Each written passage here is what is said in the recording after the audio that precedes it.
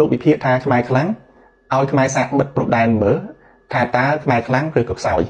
បាទអញ្ចឹងខ្ញុំការវិភាគខ្ញុំយុគមិញនេះគឺខ្ញុំយកតួលេខមកប្រាប់បងប្អូនទេហើយខ្ញុំ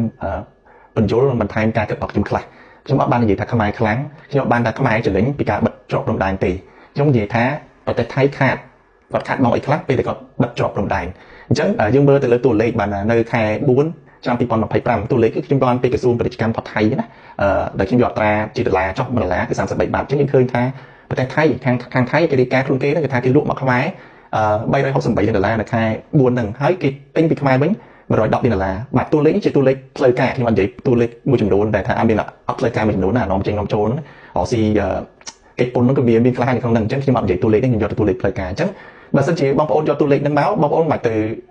គិតអីច្រើនទេបងប្អូនយកតួលេខនេះវិភាគខ្លួនឯងទី1យើងវិភាគបានថាយើងទិញតំណែងពីថៃច្រើនជាងយើងលក់ទៅថៃហើយនេះជាការប៉ັດបងប្អូនមិនអាចទៅបកកែកជាមួយការប៉ັດបានណារឿងអ្វីជាប៉ັດវាជាការប៉ັດហ្នឹងហើយ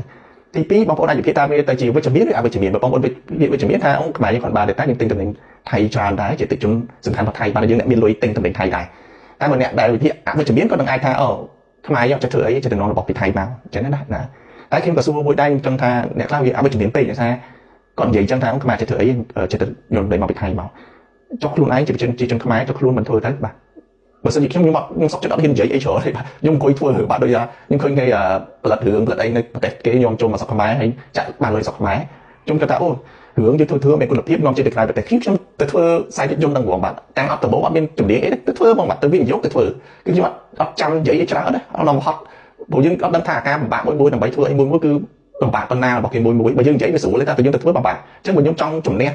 ជួយប្រទេសជាតិខ្ញុំគឺខ្ញុំទៅធ្វើហ្មងបាទគឺធ្វើរឿងហ្មងរឿងដូចឥឡូវរឿងខ្ញុំចេញគឺកំហឹងធ្មប់បាទចេញទៅថ្ងៃទី18ខែ6ហ្នឹងហើយចាំទៅមើលអស់គ្នាល្អមិនល្អណាហើយក្នុងករណីអត់ល្អចាំខ្ញុំសងលុយវិញបើសិនជាបងប្អូនមើលទៅឃើញស្ទើរខ្លាំងអាហ្នឹងចាំខ្ញុំសងលុយវិញតែដល់ល្អមើលបាទអញ្ចឹងខ្ញុំជាមនុស្សធ្វើតែម្ដងខ្ញុំអត់ចូលចិត្តនិយាយថាខ្មែរយើងគេអន់មិនជឿចាក់ថ្មីមួយកុំចេះធ្វើហើយយើងទៅធ្វើចាក់ថ្មីទៅបើគាត់ថាវាស្រួលអញ្ចឹងខ្ញុំចង់និយាយអញ្ចឹងទាំងអស់គ្នាជាការនិយាយយើងធ្វើបាទអាហ្នឹងសំខាន់ហើយមួយទៀតតកតងនឹងការខូចខាតថៃនឹងប៉ះពាល់ហើយប្រជាជនយើងលក់ផលិតផលកសិផលមួយចំនួនទៅថៃគាត់នឹងប៉ះពាល់ទៅ110លានដុល្លារក្នុងមួយខែគាត់ប៉ះពាល់អញ្ចឹងហើយប្រទេសថៃនិងខ្មែរជាប្រទេសដែលបងប្អូនគ្នាដូចថាចិត្តខាងគ្នាចង់ថាបងប្អូនគ្នាអញ្ចឹងយើងឃើញថាយើងប៉ឹងទៅលើថៃប៉ឹងទៅលើយើងសូម្បីតែពលករកម្ពុជាយើង1លានអ្នកជាងនៅប្រទេសថៃគាត់ធ្វើការដើម្បីឲ្យសេដ្ឋកិច្ចថៃនឹងដំណើរការ